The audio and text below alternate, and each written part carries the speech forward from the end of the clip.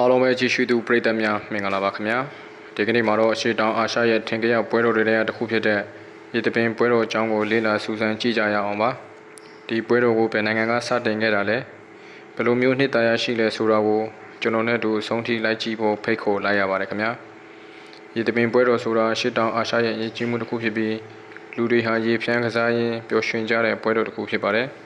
ဒါပေမဲ့ရိုးရိုးရေဖြန်းကစားတဲ့ပွဲတော်တစ်ခုတော့မဟုတ်ပါဘူးဒီတိတ်ပေကနှစ်တကူကိုကြိုဆိုတဲ့ပွဲအတိတ်ကအမှားတွေကိုတန်းစင်ပြီးတော့ကောင်းကြီးတွေဆူတောင်းတဲ့ပွဲတော်တစ်ခုလည်းဖြစ်ပါတယ်အရှိတောင်အာရှမှာဒီပွဲတော်ကိုနိုင်ငံတော်တော်များများမှာကျင်းပကြပါတယ်ဥပမာမြန်မာနိုင်ငံမှာဆိုရင်တကြံပွဲတော်ထိုင်းနိုင်ငံမှာဆိုရင်ဆွန်ခရန်ပွဲတော်လာအိုမှာဆိုရင်ပီမိုင်ပွဲတော်ကမ္ဘောဒီးယားနိုင်ငံမှာဆိုရင်ချော်ချနန်တမဲပွဲတော်ဆိုပြီးအမည်မတူပေမဲ့အနှစ်သာရမှာတော့ရေနဲ့ဆက်ဆက်တဲ့ပွဲတော်တွေဖြစ်နေလို့ပါဒီပွဲတော်တွေမှာလူတွေဟာရေပုံးတွေရေတနက်တွေနဲ့တယောက်ကိုတယောက်ပျော်ရွှင်စွာရေဖြန်းကစားကြပါတယ်ဒါပေမဲ့ဒီရေဖြန်းတာကရိုးရိုးပျော်ရွှင်မှုတွေမဟုတ်ပါဘူးဒီရေဖြန်းခြင်းဟာတန်းစင်ခြင်းကံကောင်းခြင်းအသည့်ပြန်လဲစတင်ခြင်းရဲ့တင်ကြတာတစ်ခုဖြစ်ပါတယ်ရေတပင်ပွဲတော်ရဲ့ဆင်းမြစ်ကိုရှာဖွေဖို့ဆိုရင်အာရှရဲ့တမိုင်းကိုနည်းနည်းပြန်လှန်ကြည့်ကြရအောင်ဗျာ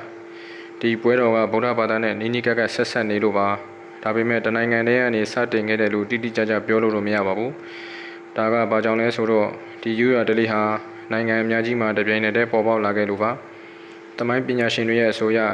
ရေတပင်ပွဲတော်ရဲ့အစမှာအိန္ဒိယကဗုဒ္ဓဘာသာယဉ်ကျေးမှုနဲ့ဆက်ဆက်နေတယ်လို့ယူဆထားပါတယ်အိန္ဒိယမှာရေဟာတန့်စင်ခြင်းကောင်းကြီးပေးခြင်းရဲ့သင်္ကေတတစ်ခုဖြစ်ရှိကလေးကအသုံးပြုခဲ့ကြပါတယ်ဥပမာဟိုလီပွဲတော်မှာရေနဲ့အယောင်မှုတွေပက်ဖြန်းကစားတာကိုတွေ့ရပါတယ်ဒါပေမဲ့အိန္ဒိယမှာရေတပင်ပွဲတော်ကအထူးကမဟုတ်ပါဘူးဒီရေဖြန်းတဲ့ဒလိဟာဗုဒ္ဓဘာသာနဲ့တူအရှေ့တောင်အာရှကိုရောက်လာခဲ့ပါတယ်။ရှေ့တောင်အာရှနိုင်ငံများဖြစ်တဲ့မြန်မာ၊ထိုင်း၊လာအို၊ကမ္ဘောဒီးယားလိုနိုင်ငံတွေမှာဒီဒလိဟာနှစ်တကူပွဲတော်တွေနဲ့ပေါင်းဆက်သွားခဲ့ပါတယ်။ဒီနိုင်ငံတွေမှာဧပြီလလောက်ဆိုရင်နှစ်တကူကိုကြိုဆိုဖို့ရေတပင်ပွဲတော်တွေစတင်ကျင်းပလာခဲ့ပါတယ်။ဒီလိုနဲ့ရာစုနှစ်တွေကြာလာတော့ဒီပွဲတော်တွေဟာဒေသလိုက်ထူးခြားတဲ့ပုံစံတွေတွေ့မြင်လာခဲ့ရပါတယ်။ရေတပင်ပွဲတော်ကိုနိုင်ငံလိုက်ဘယ်လိုမျိုးစတင်ကျင်းပခဲ့လဲဆိုတာကိုလေ့လာကြည့်ကြရအောင်ဗျဒီပွဲတော်ဟာနိုင်ငံတိုင်းမှာထူးခြားတဲ့ဒလိတွေရှိပါတယ်ပထမဆုံးကျွန်တော်တို့ရဲ့မြန်မာနိုင်ငံကနေစလိုက်ရအောင်ပါမြန်မာပြည်ရဲ့တကြံပွဲတော်ဟာအာရှမှာအကျိုးကြားဆုံးရေတပင်ပွဲတော်တွေထဲကတစ်ခုဖြစ်ပါတယ်မြန်မာလူမျိုးတွေရဲ့နှစ်ဟောင်းကုံလို့နှစ်တည်ကူးတဲ့အချိန်မှာမြန်မာပြည်သူပြည်သားတွေဟာဖျားစီဒီပထိုးများကိုရေတက်ပယ်ခြင်းအလှူအတန်းကောင်းမှုကုသိုလ်များပြုလုပ်ခြင်းလူကြီးလူငယ်မရွေးမန်းတဲ့တွေမှာရေပက်ကစားကြသလိုတချို့ကလည်းလမ်းမတွေပေါ်မှာရေပုံးတွေရေတနက်တွေနဲ့ရေဖြန်းကစားကြပါတယ်ဒီရေပက်တာကအတိတ်နှစ်ဟောင်းရဲ့အမှားတွေကိုတန့်စင်ပြီးနှစ်သစ်ကိုကြိုဆိုတဲ့အတိတ်ပဲလို့ယူဆကြပါတယ်နောက်တစ်ခုကထိုင်းနိုင်ငံရဲ့ဆွန်ခရန်ပွဲတော်ပါဆွန်ခရန်ပွဲတော်ဟာကမ္ဘာလှည့်ခီးသွွားတွေအကြားမှာတော်တော်လေးနာမည်ကြီးပါတယ်ထိုင်းနိုင်ငံရဲ့ဘန်ကောက်ချင်းမိုင်လိုမြို့ကြီးများနဲ့နေရာအနှံ့မှာလူကြီးလူငယ်မကြမ်းရေပိုက်တွေရေတနက်တွေနဲ့လမ်းမတွေပေါ်မှာပျော်ရွှင်စွာရေဖြန်းကစားကြပါတယ်ဒါပေမဲ့ဆွန်ခရန်ရဲ့အဓိကအစိတ်ပိုင်းကတော့ဖျားเจ้าတွေမှာရေလောင်းပြီးကုသိုလ်ယူတာပါလာအိုနိုင်ငံမှာဆိုရင်လည်းပီမိုင်လို့ခေါ်တဲ့နှစ်တကူပွဲတော်မှာရေတပင်ဒလိပါဝင်ပါတယ်လူငယ်တွေဟာရေတွေနဲ့တယောက်ကိုတယောက်ပျော်ရွှင်စွာရေဖြန်းကစားကြသလို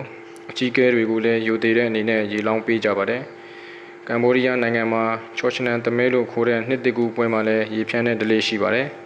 ်ဒါပေမဲ့မြန်မာနဲ့ထိုင်းနိုင်ငံလောက်တော့အကြီးကျယ်မဟုတ်ပါဘူးထူးခြားတာကတော့တရုတ်နိုင်ငံယူနန်ပြည်နယ်ကဒိုင်လူမျိုးတွေရဲ့ရေတပင်ပွဲတော်ပါဧပြီလလေးလောက်မှာကျင်းပတဲ့ဒီပွဲတော်မှာလူတွေဟာရေပုံးတွေနဲ့တယောက်ကိုတယောက်ရေဖြန်းကစားကြပါသေးတယ်ဒီဒလိကလည်းဗုဒ္ဓဘာသာနဲ့ရောရှက်နေပါတယ်ဒါကြောင့်ရေတပင်ပွဲတော်ဟာတနိုင်ငံတည်းကနေစတင်ခဲ့တယ်လို့ပြောဖို့ခက်ပါတယ်ဒါပေမဲ့တမိုင်းရတော့အိန္ဒိယကနေဗုဒ္ဓဘာသာနဲ့တူဒီဒလိဟာအရှေ့တောင်အာရှကိုရောက်လာခဲ့တယ်လို့ယူဆရပါတယ်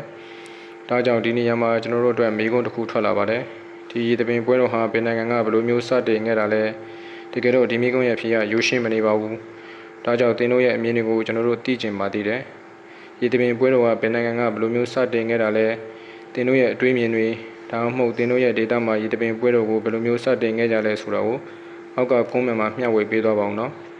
ကျွန်တော်တို့ရဲ့ပေါက်ကြီး channel ကနေနောက်ထပ်ဒီလိုစိတ်ဝင်စားစရာကောင်းတဲ့အကြောင်းအရာတွေကိုတင်ဆက်ပေးသွားမှာမို့ like and subscribe လေးနှိပ်ပေးကြပါအောင်ခင်ဗျာ